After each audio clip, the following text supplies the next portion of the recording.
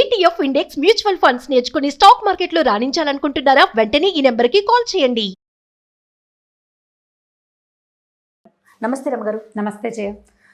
రమగారు, సాధారణంగా మనం పిల్లలకి ఏం చెప్తామంటే బాగా చదువుకోవాలి, మంచి మార్కులు తెచ్చుకోవాలి, మంచి ఉద్యోగం తెచ్చుకోవాలి, బాగా సంపాదించాలి, సెటిల్ అవ్వాలి. అంటే అల్టిమేట్గా చదివేసుకోవాలి, ఉద్యోగం తెచ్చేసుకోవాలి, సెటిల్ అవ్వాలి, డబ్బు సంపాదించాలి, అది ఇంపార్టెంట్ అని చెప్తూ ఉంటాం.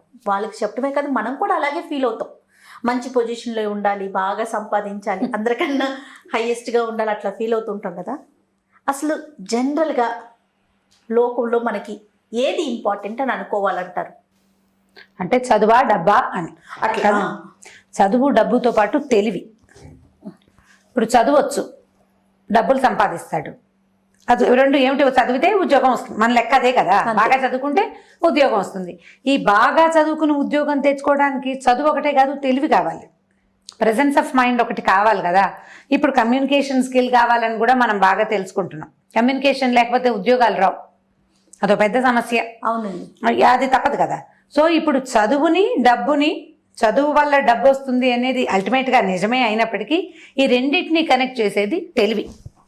ఒక్కొక్కసారి చదువుండి సాధించలేము, ఉద్యోగం డబ్బులుండి కూడా సాధించలేము, తెలివితోటి కొన్ని సాధించగలుగుతాం. సో తెలివి వీటికంటే పెద్ద పీట తెలివికి వేసుకోవాలి ఎప్పుడు. అయితే ఇది కనపడుతుందా? చూస్తే కనిపించదు కదా. చదువు పిల్లాడికి డిగ్రీ ఏదో ఉంటుంది, ఒక కాగితం ఉంటుంది, రాసుకుంటాం, చెప్పుకుంటాం, మా వాడు బీటెక్, ఎంటెక్, ఇంకేదో టెక్, లేకపోతే ఎంఎస్, డిఎం ఏదో చెప్పుకుంటాం, బాగుంది చెప్పడానికి. ఉద్యోగం ఫలానా ఉద్యోగం లేదా ఫలానా ప్రొఫెషను, ఇంత సంపాదిస్తాడు, ఇంత ఐటీ కడుతున్నాడు, అవన్నీ కనిపిస్తాయి. తెలివి ఎట్లా కనపడేను?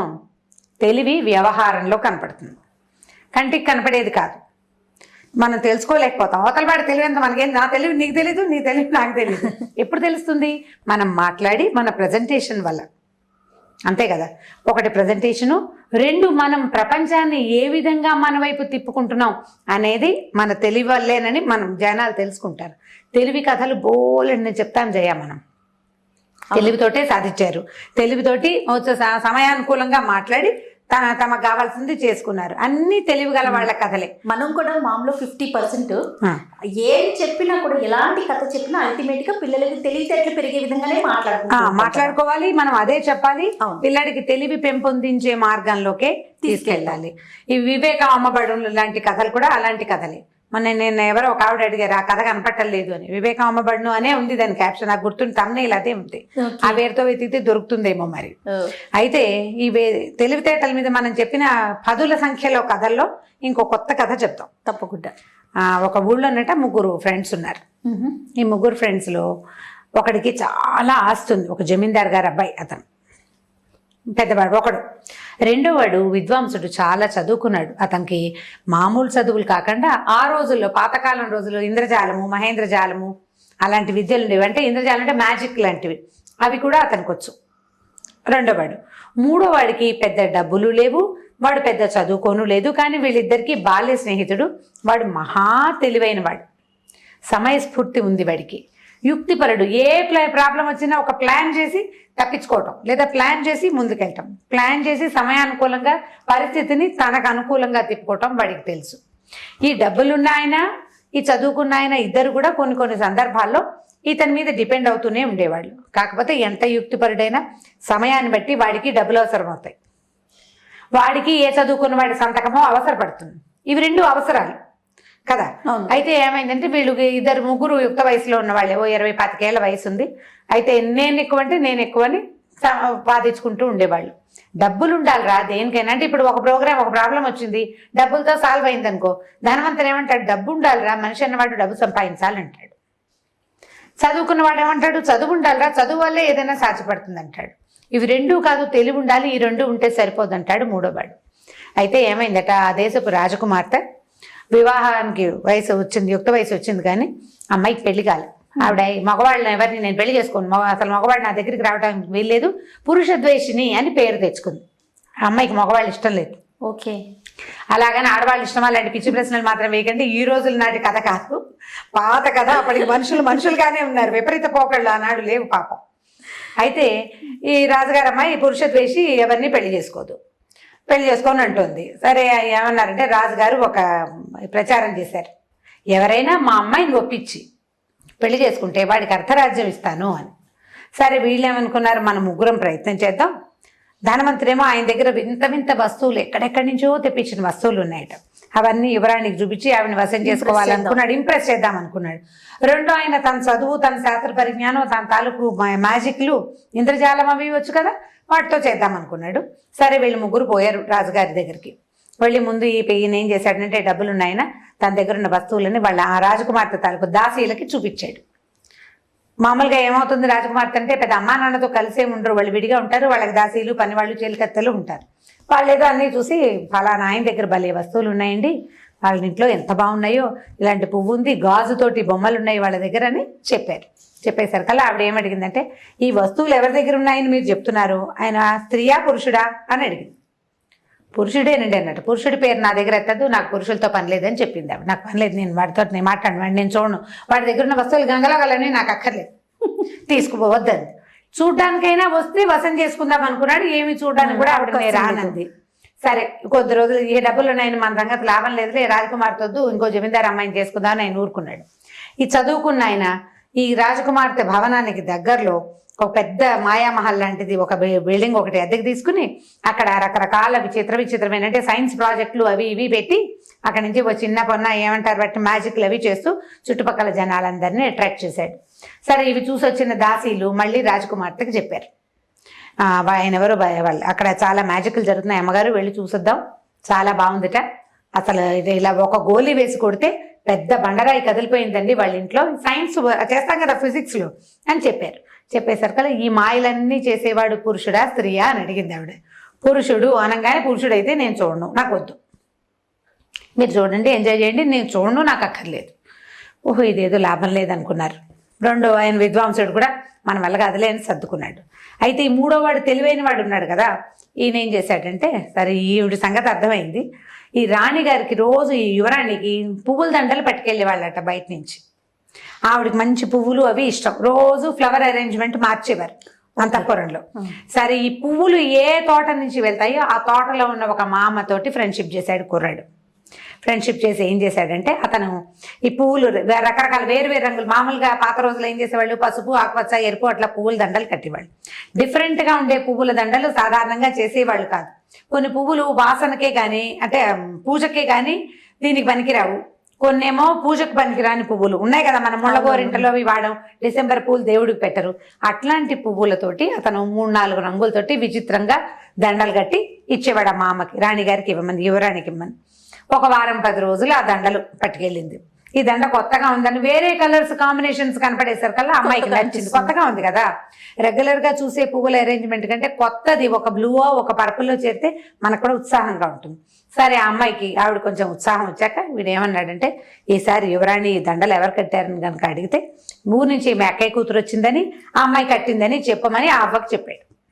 సరే ఈ అవ్వ పువ్వులు తీసుకెళ్లేసరికల్లా యువరాణి రోజు అడుగుదాం అనుకుంటున్నాను, అవ్వ దండలు ఎంతో బాగుంటున్నాయి, కొత్త దండలు, ఈ దండ ఎవరు కట్టారు, ఎక్కడి నుంచి నేర్చుకున్నామంటే నేను నేర్చుకోలేదు, మా అక్కయ్య కూతురు ఊరి నుంచి వచ్చింది అది కడుతుందని.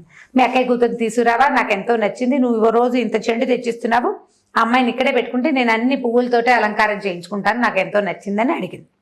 అడిగేసరికల్లా సరే ఇవి వచ్చి చెప్పింది, అవ్వచ్చు ఈ కుర్రాడికి రాణిగారు నీ కోసం అడుగుతుందో అనేసరికల్లా వీరేం చేశాడు, అమ్మాయిల వేషం వేసుకుని తేలిగ్గా అంతఃపురంలోకి వెళ్ళిపోయాడు. వెళ్ళిపోయేసరికల్లా సరే ఆవిడతో ఫ్రెండ్షిప్ అయింది. రోజు నేను ఎక్కువసేపు ఉండనండి, మా ఆయన ఒప్పుకోడు, ఒక 2-3 గంటలు ఉంటాను మీ దగ్గరని ఒప్పించాడు. అబ్బాయివే కదా తొందరగా వేషం బయటపడిపోతుంది. ఓ 2-3 అవర్స్ రోజు వచ్చి యువరాణికి రకరకాల పువ్వులు ఎలా కట్టడము అవి నేర్పించాడు. సరే ఆవిడ సరదాగా మాట్లాడుతుండేది. ఆ అమ్మాయికి ఈ కొత్త ఆలోచన విధానం ఉన్న అమ్మాయి నచ్చిందనమాట. కొంచెం ఫ్రెండ్షిప్ కుదిరింది. ఆడపిల్లలు అంటే ఇది పాత కథల్లో చెప్తుంటారు, ఇట్లా ఎవరితోటైనా ఫ్రెండ్షిప్ కొంచెం కుదరంగానే ఆలోచించకుండా తమ సంగతులు చెప్పేస్తారు. ఆడవాళ్ళ దగ్గర ఉంటుంది ఆ గుణం, చాలా తొందరగా తమ ప్రాబ్లమ్స్ ఓపెన్ చేసేస్తారు, గుంభనంగా ఉండరు. ఈ కొత్తగా వచ్చిన ఈ అమ్మాయి కాస్త ముద్దుగా కాస్త ఫ్రెండ్లీగా ఉండేసరికల్లా, ఏమంటే యువరాణి గారు మీరు ఎందుకంటే పెళ్లి చేసుకోకుండా ఉన్నారు, నేను మీ వయసు దానే, నాకు ఎప్పుడో పెళ్ళి అయిపోయింది, మీకు ఎందుకు పెళ్లి కాలేదంటే నేను ఎవరికి చెప్పలేదు, ఒక రహస్యం ఉంది, నువ్వు నాకు చాలా నచ్చావు అందుకని చెప్తున్నాను, ఇది వరకు పూర్వ జన్మలో నేను ఒక లేడీగా పుట్టాను, నేను మా ఆయన అంటే ఆడలేడి మొగలేడి మేమిద్దరం కలిసి వనవిహారం చేస్తుంటే ఒక వేటగాడు మమ్మల్ని పట్టుకున్నాడు. అప్పటికి నేను గర్భిణిని. అయితే పట్టుకునేసరికల్లా నేను వల్లో చిక్కుకుపోతే నా భర్త లేడి నన్ను వదిలిపెట్టేసి పారిపోయాడు. వాడు తప్పించుకున్నాడు. నేను గర్భిణినని, స్త్రీనని, నేను ఇక్కడ వీటికి దొరికిపోయానని, నన్ను ఏం చేస్తున్నాడో కూడా వాడు చూసుకోలేదు. వాడు పారిపోయాడు. నాకు అసహ్యం పుట్టింది మగవాళ్ళంటే. కాబట్టి నేను పెళ్లి చేసుకోకూడదని నిశ్చయించుకున్నా. మళ్ళీ ఆడపుట్టుకే పుట్టాను, దిక్కుమాల పుట్టక. అక్కడ లేడిగాను ఆడలేడిని. మనిషిగా పుట్టినా కూడా మనిషి అమ్మాయి పుట్టకే పుట్టాను.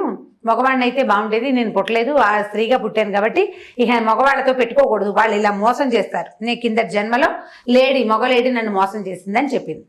చెప్పేసరికల్లా సరే వినేసి కుర్రాడు ఏదో ఆవిడని ఓదార్చి వెళ్ళిపోయాడు. వెళ్ళిపోయిన తర్వాత ఏం చేశాడు, మళ్ళీ ఊరు వెళ్ళిపోయానని అవ్వతోటి చెప్పించేశాడు. తర్వాత ఏం చేశాడు, ఒక 4-5 రోజుల తర్వాత ఒక ఋషీశ్వరుడి వేషం వేసుకుని ఈ అమ్మ రాజకుమార్తె భవనం ఏదైతే ఉందో దానికి అవతలగా ఉన్న ఒక చిన్న పార్కులో విడిది చేశాడు.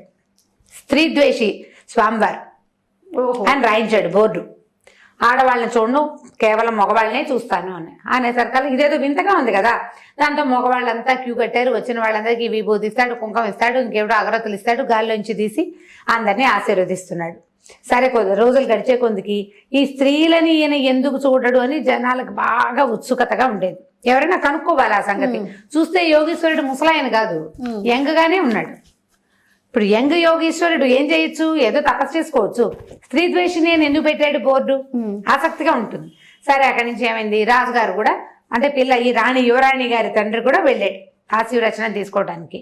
సరే ఈయనకి భస్మం ఇచ్చాడు, మీ ఇంట్లో ఆడవాళ్ళకి ఇవ్వండి అని కుంకుమ ఇచ్చాడు, మాట్లాడాడు. 2 రోజులు 3 రోజులు రాజుగారికి బాగా సరదాగా ఉంది, నచ్చాడు అనమాట ఈయన యోగీశ్వరుడు.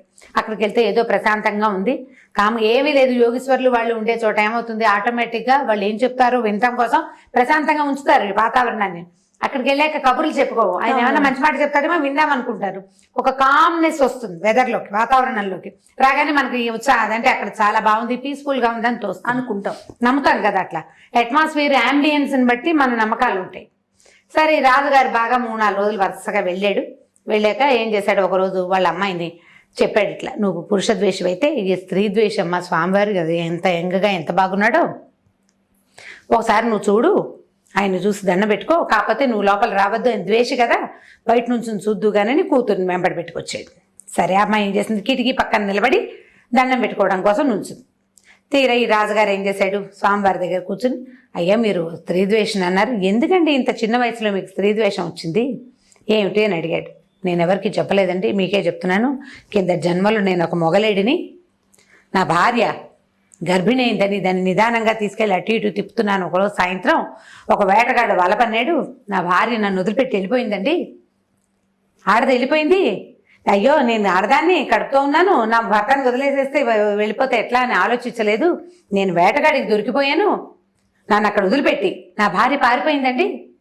అంటే అది ఎందుకు వెళ్ళిపోయింది, అది ఆడలేడు కదా, తన గర్భాన్ని రక్షించుకోవడానికి వెళ్ళిపోయి ఉంటుంది. భర్త కంటే గర్భం ఇంపార్టెంట్ అండి, నేను కదా ఇంపార్టెంట్, నన్ను వదిలిపెట్టేసింది అని చెప్పాడు. చెప్పేసరికల్లా ఈ పక్క నుంచి వింటుంది యువరాణి ఒళ్ళు మండిపోయింది.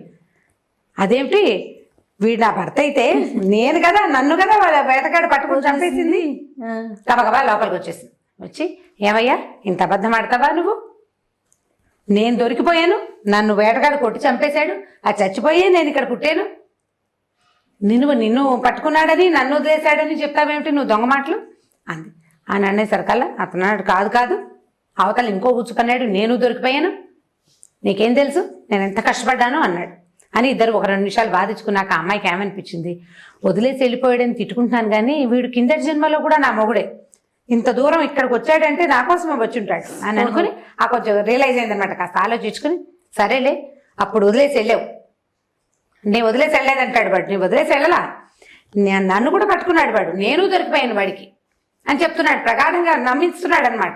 సరే నువ్వు అప్పుడు వదిలేసావు, ఇంకెప్పుడు వదిలిపెట్టి వెళ్ళబోక ఇప్పుడు ఇక్కడే ఉండి నువ్వు నన్ను పెళ్లి చేసుకో, ఈ యోగీశ్వరుడు యతీశ్వరుడు స్త్రీద్వేషి వేషం తీసేసి అని చెప్పింది. చెప్పేసరికి రాజుగారు ఇదే సందు దొరికిందే ఛాన్స్ అని ఏం చేశాడు, అయ్యా పాదాలు పట్టుకున్నాడు, మా అమ్మాయిని పెళ్లి చేసుకోండి, అసలు ఈ అమ్మాయి పురుషద్వేషి పెళ్లి చేసుకుంటానంటుందంటే పురుషద్వేషం కాదు, మీ అమ్మాయి కింద జన్మలో ఉన్న భర్తను ద్వేషిస్తోంది, బహుశా ఆ భర్త నేనే అని చెప్పి వాళ్ళిద్దరు ఏం చక్కగా నవ్వు మొహాలు పెట్టుకున్నారు, మొత్తానికి పెళ్లి చేసుకున్నారు. ఇంతకీ అది నిజం కానే కాదు, వీడు తెలుసుకుని చేశాడనమాట ఈ కథ. రాణిగారు యువరాణి పెళ్ళైపోయింది, కిందటి జన్మ జ్ఞాపకాలు ఎవరికి ఉంటాయి? ఆ అమ్మాయికి ఏదో కాలో ఓహో వచ్చింది, ఆ వచ్చిందా అని నమ్మింది. ఇప్పుడు రేపొద్దున ఆవిడ నిజం భర్త వస్తే ఏమవుతుంది? అవన్నీ కథలే, మనకు తెలీదు. పెళ్ళైపోయింది. పెళ్ళైపోయాక ఏముంది, సంవత్సరం 2 ఏళ్ళు తిరిగే సరికల్లా కొడుకో కూతురో పుట్టారు. ఆవిడ పిల్లల సంరక్షణలో పడి వీడు నిజంగా కింద జన్మలో తన మొగుడేనా కాదా అన్న ఆలోచనే చెయ్యలేదు. సరే సర్దేసుకుంది అనమాట. ఈ వీడి ఫ్రెండ్స్ ఇద్దరు, అవురా వీడి తెలివితేటలు, ఇలాంటి దాన్ని ఎలా లైన్లో పెట్టి ఎట్లా చేసుకున్నాడు, ఈ బ్రహ్మరహస్యం ఎవరికి తెలీదు. రాజుగారికి తెలుసు, యువరానికి తెలుసు, మునీశ్వరుడికి తెలుసు. అంతే. వీళ్ళు ముగ్గురు కలిసి మాట్లాడుకున్నారు. చివరికి పెళ్ళైపోయింది. రాజుని మన అల్లుడు గారు కొంచెం లైన్లో పెట్టారు. మరి ఇది బ్రహ్మరహస్యం ఎవరికి చెప్పకూడదు, మా జన్మ రహస్యాల కింద జన్మలో మేమిద్దరం లేయడం అంటే మీ ప్రజలంతా నవ్వుతారని ఒప్పించాడు. ఇంకా ఆయన చెప్పలేదన్నమాట. ఒక దెబ్బకి చక్కగా కథ అంతా కంచుకెళ్ళిపోయింది. ఈజీగా యువరానికి పెళ్ళైపోయింది. ఇప్పుడు వీడి దగ్గర డబ్బులు లేవు, చదువు లేదు, తెలివి మాత్రం ఉంది. ఏ పరిస్థితినైనా తన చేతిలోకి తీసుకోగలిగే తెలివి. ఇది కథగా చెప్పటం. కానీ చాలా ముఖ్యమైనది డబ్బులు, చదువుతో పాటు తెలివి కూడా కావాలి. తెలివి లేకపోతే మనం మేనేజ్ చేయలేకపోతాం కదా. ఈ రోజుల్లో మేనేజ్ చేయలేము. తెలివితేటలు ఉండవలసిందే. మనకు ఉన్నవి ఒకటి, ఉన్న తెలివి, లేదా ఎవరినైనా అడిగి తెలుసుకోవటం, ఏ కౌన్సిలింగ్కి వెళ్ళటం, ఎక్కడికైనా వెళ్ళి తెలుసుకోవటం, ఎవరినైనా హైర్ చేసి వాళ్ళతోటి పని చేయించుకోవటం కూడా ఆ తెలివికి కూడా ఇప్పుడు అవకాశం ఉంది కదా. నాకేం రాదు, నేను ఎవరో ఒకరిని హైర్ చేస్తాను, వాళ్ళు చేసి పెడతారు నా పని, దానికి పే చేస్తాం. ఇప్పుడు ఛార్జ్ చేసే పద్ధతి ఒకటి వచ్చింది కదా, ప్రతిదానికి హైర్ చేస్తున్నాము. ఈ తెలివిని హైర్ చేసుకోవాలి. నలుగురిని చూసి నేర్చుకోవాలి. నలుగురిని చూసి నేర్చుకోవాలి. ఇప్పుడు చదువుకోవాలని ఎలా నేర్చుకున్నాం, సంపాదించాలని ఎలా నేర్చుకున్నాం, తెలివి కూడా అలాగే నేర్చుకోవాలి. జీవితంలో ముందుకెళ్ళటానికి వీటితో పాటు సమయస్ఫూర్తి, తెలివితేటలు చాలా అవసరం. తెలివి గలవాడిదే రాజ్యం ఎప్పుడూను. చాలా బాగుంది రమ్మగారు. పిల్లలకి బాగుంటుంది, పెద్దవాళ్ళకి కూడా. ఇంకొక స్టోరీతో మళ్ళీ కలుద్దాం. నమస్తే అండి. నమస్తే.